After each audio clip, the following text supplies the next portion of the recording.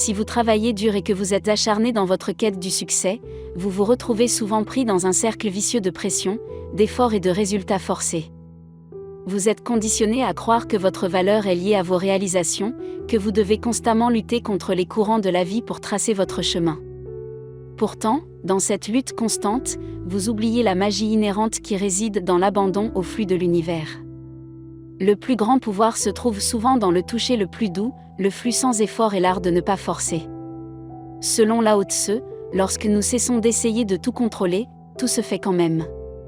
La philosophie du Huawei ou de l'action sans forcer trouve son origine dans l'ancienne philosophie chinoise, plus précisément dans le taoïsme. Le Tao Te Ching, texte central du taoïsme, enseigne qu'il faut agir en harmonie avec le Tao, c'est-à-dire l'ordre naturel de l'univers. Cela signifie qu'au lieu d'essayer de forcer les choses à se produire ou de contrôler les résultats, il faut laisser les choses se dérouler naturellement et suivre la voie de la moindre résistance. Certains traduisent Huawei par un non-action ou ne rien faire, d'autres par action sans action et d'autres encore par action sans effort. Quoi qu'il en soit, Huawei est un art qui consiste à ne pas se forcer et à suivre le courant. Lao Tse a déclaré que l'utilisation de la force conduit toujours à des problèmes invisibles. En effet, lorsque Lao Tse parle de force, il ne s'agit pas principalement de l'utilisation littérale de la force physique. Il s'agit plutôt de l'acte d'imposer sa volonté et d'interférer avec le cours naturel des choses. La nature suit son propre cours, opérant constamment en arrière-plan et servant de fondement à notre existence humaine. C'est la force qui crée et recrée perpétuellement, englobant tous les aspects de la vie.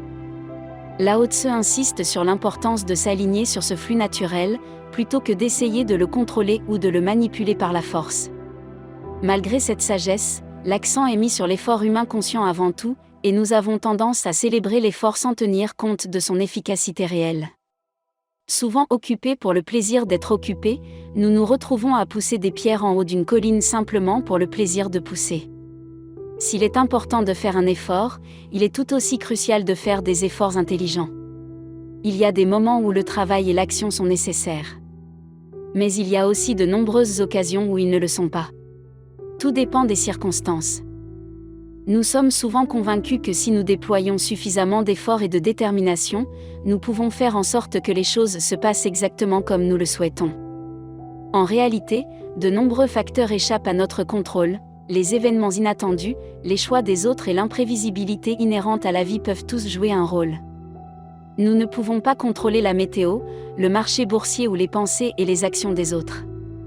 Lorsque vous insistez pour forcer les résultats, vous vous retrouvez souvent dans un cycle continu de frustration, de stress et d'épuisement. Le Huawei ne consiste pas à être paresseux ou passif. Il s'agit d'être en phase avec les rythmes naturels de la vie et de savoir quand agir et quand laisser aller. Lorsque vous forcez les choses, vous perdez votre temps précieux et votre énergie à trop réfléchir, à vous apitoyer sur votre sort ou à blâmer les autres. En revanche, lorsqu'on se laisse porter par le courant de la vie, on peut atteindre ses aspirations sans effort et avec grâce. Alan Watts a dit que ramer est une façon plutôt irréfléchie de pousser un bateau sur l'eau, plutôt que d'aller à l'encontre de la nature.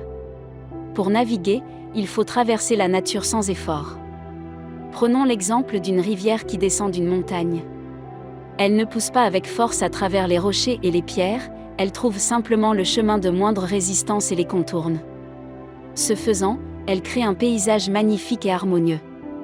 La rivière peut vous en apprendre beaucoup sur le pouvoir du Huawei dans votre propre vie. Vous avez peut-être remarqué que lorsque vous essayez de forcer les choses, cela conduit souvent au chaos et au stress. En revanche, lorsque vous lâchez prise et que vous laissez les choses se dérouler naturellement, vous pouvez atteindre vos objectifs avec facilité et grâce. Cela ne signifie pas qu'il faille être passif ou attendre que les choses se passent. Cela signifie qu'il faut agir au bon moment et lâcher prise lorsque c'est nécessaire. En judo, il est important de comprendre que l'utilisation des muscles est stratégique et précise, c'est-à-dire qu'on n'exerce pas de force au hasard ou inutilement. Au contraire, on attend le moment idéal où l'adversaire est déséquilibré et vulnérable. À ce moment-là, vous ajoutez un peu de muscle à votre technique, ce qui vous permet d'exécuter une projection réussie et de maîtriser votre adversaire. L'essentiel est de n'utiliser les muscles que lorsqu'ils sont les plus avantageux et jamais au mauvais moment. Cette approche garantit l'efficacité et maximise l'efficience de vos mouvements en judo.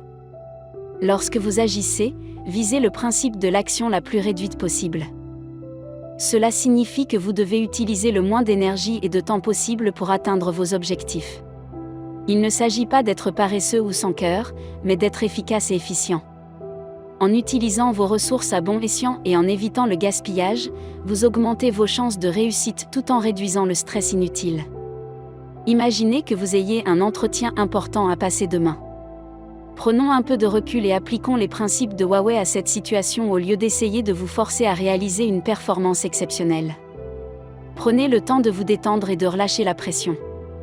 Rappelez-vous que vous n'avez aucun contrôle sur les questions qui seront posées ou sur le résultat. Rappelez-vous vos qualifications, vos compétences et vos expériences. Ayez confiance en vos capacités et en la préparation que vous avez effectuée avant l'entretien. Lorsque vous entrez dans l'entretien, laissez-vous porter par le processus. Au lieu d'essayer d'impressionner votre interlocuteur par la force, concentrez-vous sur votre authenticité et votre présence.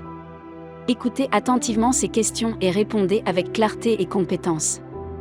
Laissez vos réponses venir naturellement, en puisant dans vos connaissances et votre expérience. L'entretien pourrait être bien pensé, créatif et engageant. Vous pouvez vous sentir confiant et fier de votre travail, et vous savez que vous avez fait de votre mieux. Ou même si quelque chose ne fonctionne pas comme prévu et que vous avez l'impression d'avoir échoué. Rappelez-vous que le fait de se laisser aller et de se laisser aller peut souvent conduire à des résultats encore meilleurs. L'important est de faire confiance au processus, de se détendre et de laisser les choses se faire naturellement. De cette façon, vous pouvez progresser sans avoir l'impression de trop forcer. En procédant de la sorte, vous pouvez terminer la tâche sans être stressé ou submergé. Cela vous aide également à adopter une attitude plus positive, ce qui vous rend plus productif et plus efficace. Ainsi, mon ami, dans l'art de ne pas forcer, nous trouvons du réconfort dans l'abandon. Nous apprenons à nous défaire de notre attachement à des résultats spécifiques et à nous concentrer sur le moment présent. C'est dans l'abandon que nous réalisons que nos désirs ne sont que des murmures de l'âme qui nous guident vers notre potentiel le plus élevé. Lorsque nous nous détachons du besoin de contrôler tous les aspects de notre vie, nous nous ouvrons à des possibilités infinies et nous permettons à l'univers d'opérer sa magie. Si vous êtes encore ici, je vous serais incroyablement reconnaissante de me soutenir en partageant et en commentant. Votre soutien signifierait beaucoup pour moi.